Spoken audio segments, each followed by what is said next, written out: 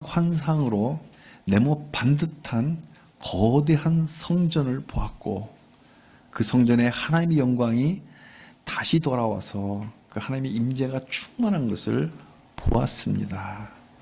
그리고 성전 앞마당에 있는 그 제단이 정결하게 회복되었고, 그리고 하나님의 은혜의 강이 성전 밖에 백성들이 살아갈 그 터전을 적시면서 사해바다로 흘러들어가 생명이 살지 않는 그 죽은 바다를 고기가 펄쩍펄쩍 뛰는 지중해 같이 다시 살도록 회복시켜 주신 그런 회복을, 그 약속을 들었습니다.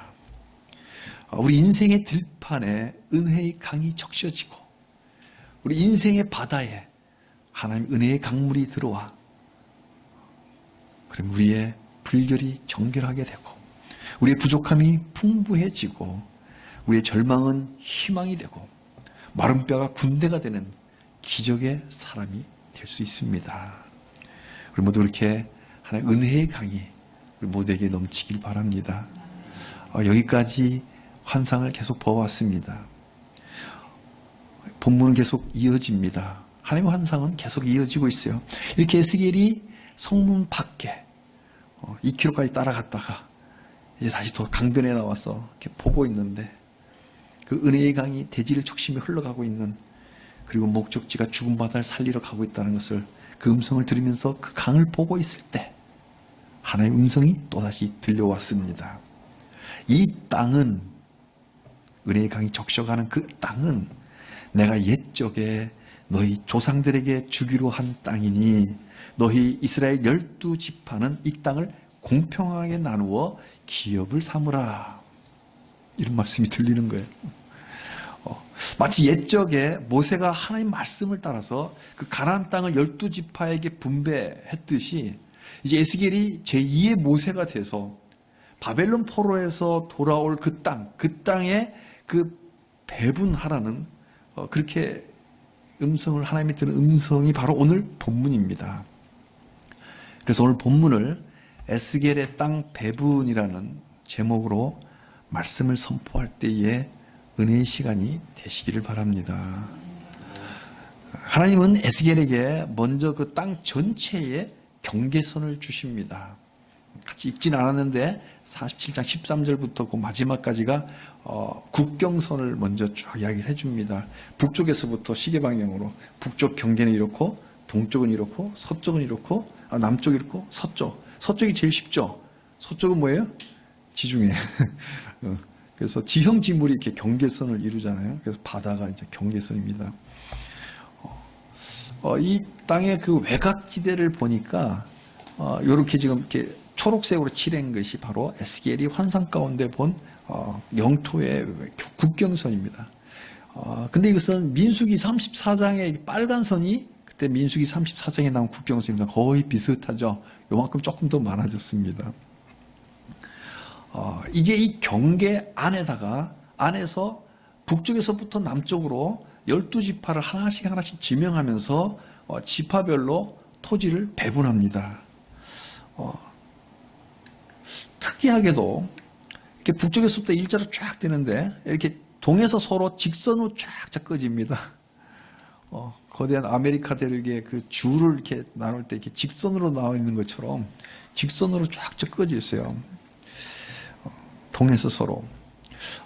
그리고 또 이 중앙부에, 이 북쪽과 남쪽 중앙부에 특별한 땅을 남겨놓습니다. 배분을 하지 않아요. 거룩한 땅, 구별된 땅, 거룩한 땅, 특별 보류지. 배분하지 않았으니까 보류지. 재개발 법전에 나오는 보류지라는 용어가 나오는데, 어쨌든 우리 성경에는 거룩히 구별된 땅, 그리고 예물로 드리는 땅, 이렇게 남겨놓습니다. 그리고 이 땅은 제사장들에게 주는데, 특별히 사독의 후예들, 남들 다 변절할 때, 레위인들까지 다 변절할 때 자기 직분을 끝까지 지킨, 변절되지 않은 이 제사장들, 사독의 후예들을 너희들에게 줘라. 그래서 이 중앙의 성전을 성소가 여기에 있게 하라. 이게 에스겔서 47장 13절부터 48장 29절까지의 에스겔의 땅 배분입니다. 이제 에스겔 환상 마지막 부분입니다. 근데 이 땅의 배분을 자세히 보면 좀 특이한 게 몇 가지가 보입니다. 우선 이 영토의 경계가 과거의 경계지 실제로 회복된 경계가 아니라는, 역사적으로 이렇게 회복되질 않았어요. 북이스라엘은 이미 BC 722년에 아시리아의 멸망을 해서 다 흩어져 버리고 외국인 들어와 가지고 남유다만 조금 남았는데 BC 586에 유다까지 망했잖아요. 그래서 바벨론에 끌려간 사람들은 사실은 이 유다 사람들이에요. 그리고 북이스라엘 사람들은 어디로 온데간데고 다 흩어져 버리고 이 땅에는 이방인들이 와서 살고 해서 정체성이 희미해진 상태예요. 그 벌써 백몇십 년 전에. 그리고 남유다도 망해서 바벨론 끌려갔기 때문에 바벨론에 끌려갔다 다시 돌아올 사람들은 유다 사람들이거든요. 근데 이 영토가 회복되질 않았다. 실제로 이렇게 나중에 그 페르시아 시절로 넘어오면서 이렇게 회귀한 포로에서 돌아온 사람들의 땅은 여기에요. 요 정도. 그리고 이 페르시아의 행정 지방 사마리아는 이게 이쪽에 이제 다른 행정 지방이 됐고 예후드라는 지명으로 이렇게 복원이 됩니다. 예후드가 뭐냐면 유다 사람들을 이제 페르시아 사람들이 예후드라고 하고 유다 너희들 여기서 살아. 예후드 이렇게 자치권을 주면서 이렇게 행정을 준 거예요. 그래서 우리가 느헤미야서 에스라 이렇게 학계 이렇게 보면 여기 사마리아 사람들이 와서 방해를 엄청나게 하죠. 그러니까 회복된 땅이 요 정도 사이즈라고. 그런데 에스겔의 환상 가운데 준 땅은 옛날 고토를 거의 다 회복된 땅을 환상 가운데 보여준 거예요. 그러니까 우리가 좀 생각해 봐야 될 것은 문자 그대로 이렇게 회복될 것을 예언으로 주신 말씀이 아니라 하나님이 에스겔에게 환상을 준 것은 실제로 이렇게 이루어질 것이라 예언이 아니라 어떤 묵시적 상징이다라고 볼 수 있습니다. 그 하나만이 아닌 겁니다. 여기 동에서 경계선이 동에서 서로 직선으로 쫙 꺼져 있잖아요. 옛날부터 사람이 살면은 윗동네 아랫동네가 다 지형지물로 경계선이 이루어지잖아요. 우리나라도 팔도강산이 도도 다 이렇게 산맥과 강과 이런 걸로 구분이 되고 동도 마찬가지야. 몇 동산이 그렇게 하는 것이 자연스러운데 왜냐하면 접근의 문제가 있으니까.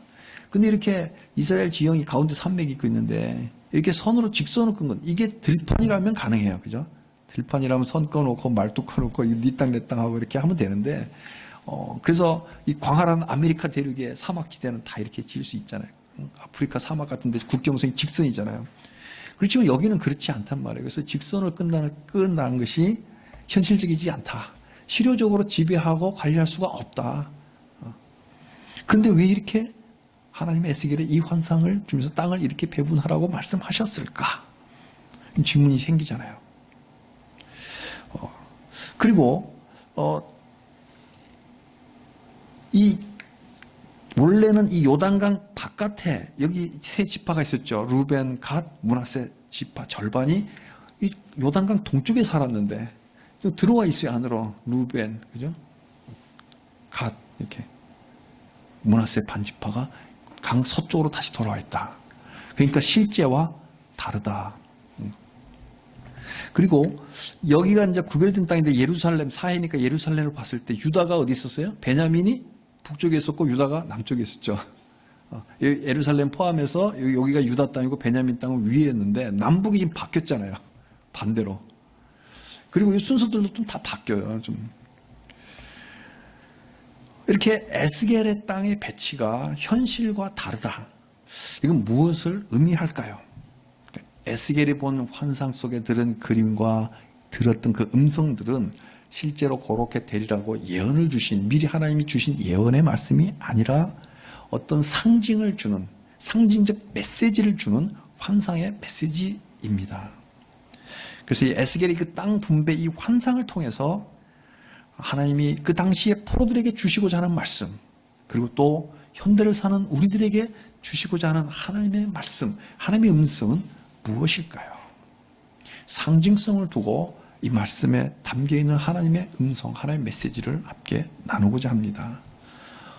첫째로 이 땅의 배분은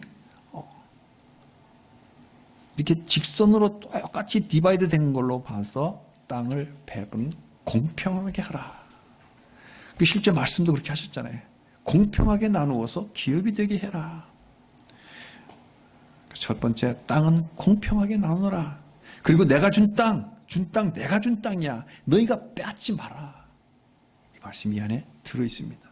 왜 빼앗어? 내가 준 땅인데 빼앗지 마. 내가 준 선물이야. 이 말씀이 강력하게 들어있습니다. 하나님은 공평하신 하나님입니다. 오늘 찬양을 공평하신 하나님 불렀습니다. 이 에스겔의 땅 배분은 아주 공평함을 상징적으로 보여줍니다. 그 땅의 그 지형 지물상 그 지파의 경계선이 이렇게 직선으로 된다는 게 현실적이 않음에도 불구하고 하나님 모르시겠어요? 현실이 아님에도 불구하고 알면서도 굳이 이렇게 직선을 그어서 보여준 게 뭐예요? 그만큼 공평을 강조한 거예요. 비록 원래의 경계와는 좀 다르지만 원래의 그 경계가 갖는 그 공평의 원리 그대로인 거죠. 민수기 33장 54절에 모세의 땅 배분 원칙이 나옵니다. 수가 많으면 많은 기업을 주고 땅을 많이 주라는 거예요. 수가 적으면 땅을 적게 줘라. 공평하다. 공평하나요? A지파한테 100평 주고 B지파한테 1000평 주면 공평한가요? 예, 공평합니다. 왜? A지파는 100명이 살고 B지파는 1000명이 사니까 인당 평수가 있잖아요. 인당 평수. 그래서 그때 큰 땅, 작은 땅이 어우러져 있지만 그 가족들 숫자에 맞춰서 이렇게 나눠졌기 때문에 공평했던 거거든요. 근데 지금은 그 숫자에 관계없이 그냥 거의 똑같이 나눠놨어요. 왜 그랬을까요? 공평하지 않으니까. 처음에 공평하게 시작을 했는데 공평이 망가진 거예요. 왜? 솔로몬 이후로 여호수아가 들어가서 사사시대, 다윗 시대, 솔로몬 시대까지는 그 땅이 유지가 됐었는데 솔로몬 이후에 나라가 남북으로 쪼개지면서 왕들이 폭군으로 바뀝니다. 그래서 좋은 땅을 마음대로 자기 마음에 드는 땅을 다 빼앗아 갑니다. 이 역사 속에 그런 게 나오죠. 땅을 억지로 뺏어요. 하나님 주신 땅을 왕이 자기 왕의 권력을 가지고 뺐습니다. 그래서 자기도 가지고 왕의 땅으로 가지고 또 자기 수하들에게 나눠줍니다. 통치하기 위해서 수하들에게 땅을 나눠주는 거예요. 한번 빼앗은 땅은 다시 돌려주라. 뭐죠? 주빌리, 희년이죠. 그 희년이 됐는데도 돌려주지 않았습니다. 그래서 이스라엘 공동체는 어느새 빈부격차가 생겼고 경제적 약자가 생겨났습니다.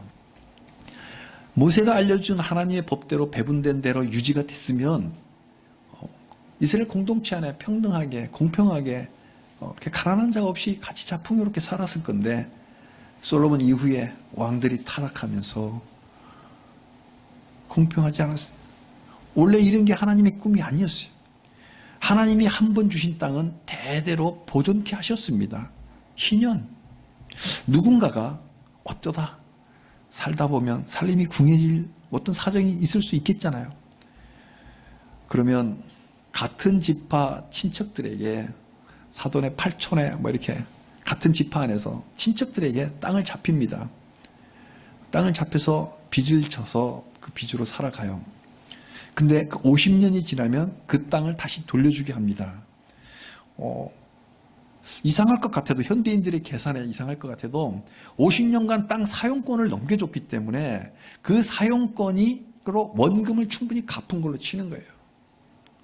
원금을 충분히 갚았다. 그래서 50년 뒤에 돌려주면 자기 당대는 그 땅을 누리지 못했지만 자기 후손은 어떻게 돼요? 땅이 다시 돌아오잖아요. 그러니까 가난이 대를 잇지 않는다. 후대에서는 다시 그 땅을 회복했기 때문에 경제력을 다시 회복하는 거예요.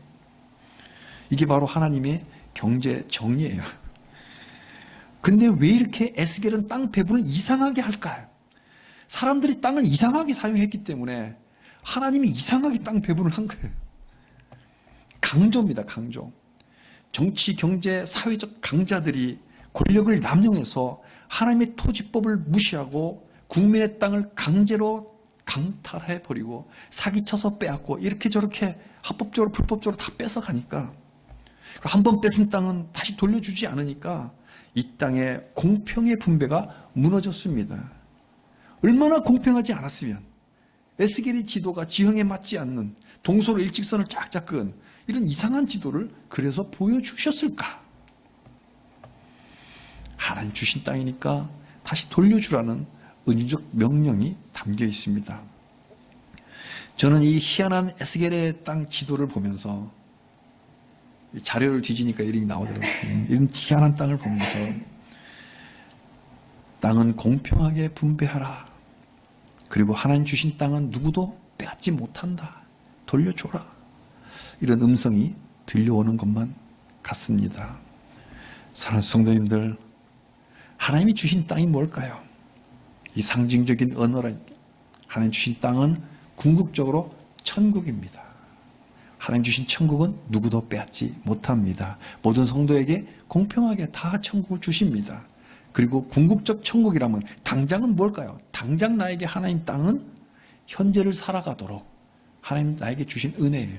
내가 현재를 살아갈 수 있도록 터전을 주신 모든 기업들, 내 삶의 모든 바탕들, 이것이 바로 그 은혜, 그것이 바로 나에게 주신 땅입니다. 그러니 하나님은 은혜를 공평하게 주십니다. 골고루 주세요. 내 은혜가 네게 족하도다. 주신 은혜 족한 줄로 알고 감사하시기 바랍니다. 불평하지 말고 필요하면 또 주십니다. 필요하면.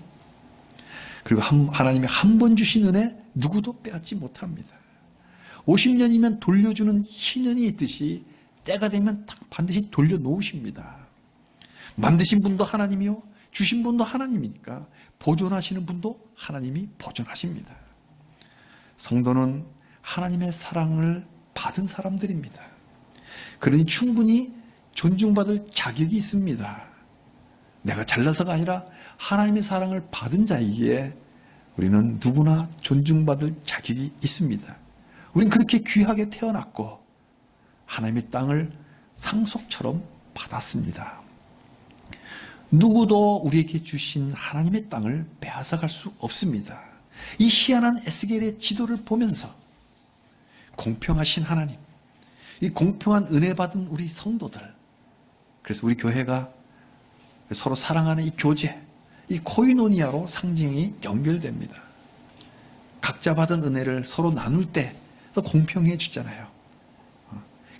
자기에게도 공평해 주지만 우리 공동체에도 각자 주신 은혜를 우리 서로 나누고 서로 교제할 때 그때 우리가 더 공평한 공동체, 더 풍성해지는 은혜를 맛볼 수 있습니다. 그렇게 되는 우리 교회 되기를 바랍니다. 두 번째 중요한 메시지는 땅의 분배를 외국인에게도 줘라. 우리 읽었잖아요. 외국인에도 줘라. 도대체 이건 무슨 말씀일까요?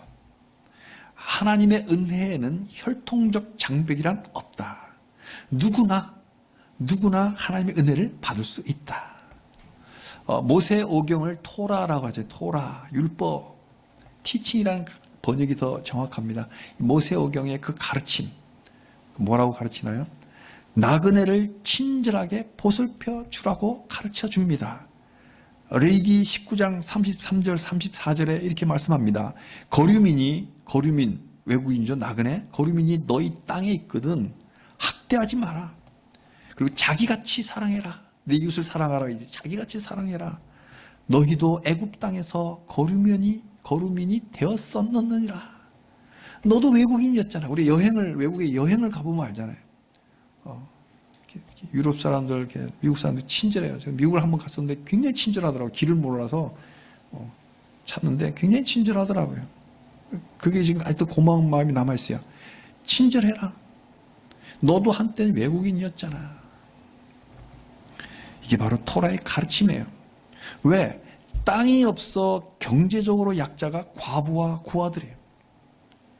땅이 있어야 경제적 자립이 되는데 그래서 과부 고아를 잘 살펴봐라. 외국인이 땅이 없잖아요. 그렇기 때문에 어려운 싸움 가운데 있기 때문에 그런 사람들 너희가 잘 보살펴주라. 이렇게 에스겔 공동체는 지금까지 배워왔습니다. 이스라엘 사람들이 그렇게 토라 때부터 배워왔기 때문에 그렇게 배워왔거든요. 근데 이 말씀은 뭘까요? 친절할 정도가 아니라 땅을 주라는 거예요. 시민권을 주는 거죠. 땅까지 주면 놀라운 말씀이 아닐 수 없습니다. 그 당시 에스겔 그 공동체로서는 충격적인 말씀이 아닐 수 없어요. 하나님 말씀이니까 하나님 말씀에서 받긴 받았는데 너무 그러니까 얼른 예스 하고 대답을 못하는 거예요. 자기가 살아온 거 너무 다르니까 친절하게 해달라 해주라 했는데 이 땅을 주라니까. 신약 성경에서나 들을 법한 말씀이 이미 에스겔에서 선포되어 있습니다. 그렇지만 이 말씀은 에스겔보다도 100년 전에 선지자 이사야가 이미 선포한 말씀이기도 합니다. 이사야 56장 7절에 내 집은 만민이 기도하는 집이라. 이스라엘 사람들만 기도하는 집이 아니라 만민이 기도하는 집이다. 이 말씀이 어떻게 나와요? 이방인이라 하더라도 외국인이라 하더라도 그들이 여호와를 섬기고 그들이 여호와 이름을 사랑하고 그들이 여호와의 종이 되고 안식일을 지켜서 더럽히지 아니하고 나의 언약을 그들이 굳게 지킨다면 그 이방인들도 내가 나의 성산에 내가 인도하여 그들의 예배를 내가 기쁘게 받겠다. 하나님 말씀이에요. 이미 에스겔보다 100년 전에 이사야를 통해서 외국인이라 하더라도 하나님을 사랑하고 하나님을 섬기는 그들의 예배를 내가 내 집에 들여서 받겠다. 성전에 외국인들은 못 들어가거든요. 근데 하나님이 벌써부터 이렇게 말씀을 하셨습니다. 그리고 에스겔 이 시대에 600년이 흘러서 사도 바울이 에베소에서 그 에베소 로마 제국 사람들에게 동일하게 복음을 전했습니다. 그러므로 이제부터 너희는 외인도 아니요 나그네도 아니요. 에베소에 사는 그 로마 제국 시민들이 이스라엘 사람들은 아니잖아요. 근데 그들에게 너희들 이제 더 이상 외인이 아니다. 나그네도 아니다. 오직 성도들과 동일한 시민이다. 하나님의 권속이다. 가족이란 하나님 가족이다. 너희는 성전으로 함께 지어져 가고 함께 상속자가 되고 함께 지체가 되고 함께 약속에 참여하는 자가 됨이라. 에베소서 2장 19절, 22절, 3장 6절에 말씀한 거예요. 에베소서의 복음은 벌써 에스겔서에 선포됐고 이사야서에 이미 선포된 말씀이에요. 사랑하는 성도님들, 은혜에는 장벽이 없습니다. 이 선포 때문에 현재 이방인 우리 코리안 한국인들도 이 거룩한 무리에 끼어서 오늘 주일 예배를 드릴 수 있게 된 겁니다. 이 은혜에 감사하시기를 바랍니다. 그리고 또 다른 이방인 나의 지인들에게 하나님의 백성으로 초대하는 그런 인도자가 다 되시기를 축복합니다. 셋째로 땅의 중앙에 하나님의 성소가 있게 하라. 강조를 하십니다. 에스겔의 땅 분배는 정중앙에 성소가 있게 했습니다. 그래서 이 중앙의 땅은 아무에게도 배분하지 않고 제사장에 주어서 하나님께 거룩하게 섬기는 거룩한 땅이 되게 했습니다. 그러나 실은 광야교회 시절부터 하나님의 백성 정중앙에 성막이 있었습니다. 출애굽기 맨 마지막에 모세의 성막이 지어질 때 그 백성들 정 가운데에 성막이 있었습니다. 성막을 중심으로 12지파가 배치가 됐던 거예요. 그러니까 중앙에 성소가 있게 하라. 에스겔은 이 동족들이 이 바벨론 포로에서 다시 본토로 돌아가면 그 땅의 정중앙에 성소를 세우고 그리고 물리적인 성소만이 아니라 실제 삶도 삶의 중심에 하나님이 있게끔 하나님 중심으로 살아가라. 이거를 지금 강조한 겁니다. 그러니까 상징적으로 주는 말씀은 하나님 중심으로 살아라. 사랑하는 성도님들, 성도의 삶이란 사람 중심이 아니라 하나님 중심으로 사는 삶입니다. 하나님 주신 땅, 하나님 나라에서 하나님 중심인 건 너무나 당연하지 않습니까? 그런데도 지금 21세기 시대에 무슨 신본주의를 말하냐고 저에게 핀잔을 주는 사람이 있다면 그 사람은 노아 홍수 후에 노아의 그 어떤 손자 그 니므롯이라는 어떤 손자가 바벨론 땅에서 하나님 나라가 아닌 자기 나라를 세워서 하나님께 대항했던 사건이 있었습니다.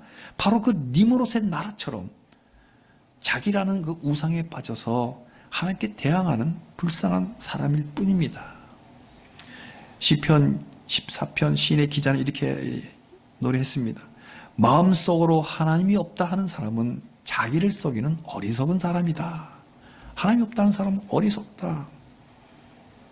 사람 중심이란 용어는 사람을 존중하는 것 같이 그럴듯하게 들리지만 그러나 실은 북한 공산당의 주체 사상에서 주장하는 전문 용어입니다. 그들이 말하는 사람 중심이란 사람이 중심이 아니라 독재자 한 사람이 중심이에요.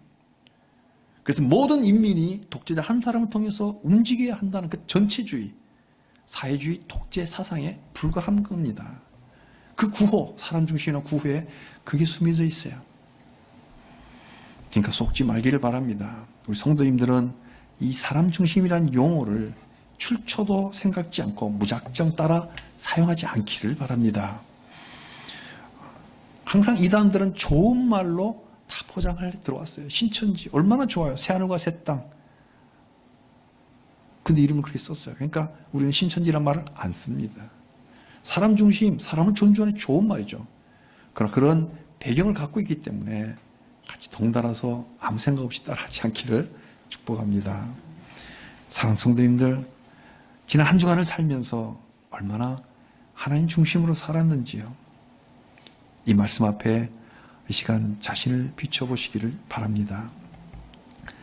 에스겔이 선지자로서 마지막 책을 이제 마감하면서 하나님 중심을 자기 시대 동포들에게 외쳤습니다. 그리고요, 기록에 남겼기 때문에 에스겔은 그런 꿈을 꿨을 거예요. 나중에 먼 후대에 1000년이 지나고 또 1000년이 지나서 우리가 지금 2600년이 지난 누군가 읽을 우리 영적 후손들 우리들에게도 에스겔은 외치고 있습니다. 동일하게 호소하는 거예요. 하나님 중심으로 사십시오.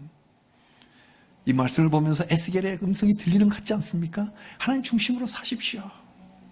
은혜의 강물이 돼서 이 아침에 이 사해와 같은 내 마음에 그 은혜의 강물이 내 바다에 들어와서 지중해 같이 살아나길 바랍니다. Now again 하나님 중심으로 살기를 바랍니다. 말씀을 맺겠습니다. 에스겔의 땅 분배가 공평했듯이 우리도 각자 받은 은혜를 서로 나누고 교제해서 우리 공평한 가족 공동체가 되기를 바랍니다. 우리 교회가 그런 교회 되기를 바랍니다. 에스겔의 땅 분배가 하나님을 사랑하는 외국인에게도 주어졌듯이 우리 교회도 문턱이 낮은 열린 교회, 그런 교회 되기를 원합니다. 에스겔의 땅 중앙에 성소가 있었듯이 우리 교회도 하나님 중심으로 살고 우리 마음이 성전이 되어서 그런 교회가 되기를 주님의 이름으로 축복합니다.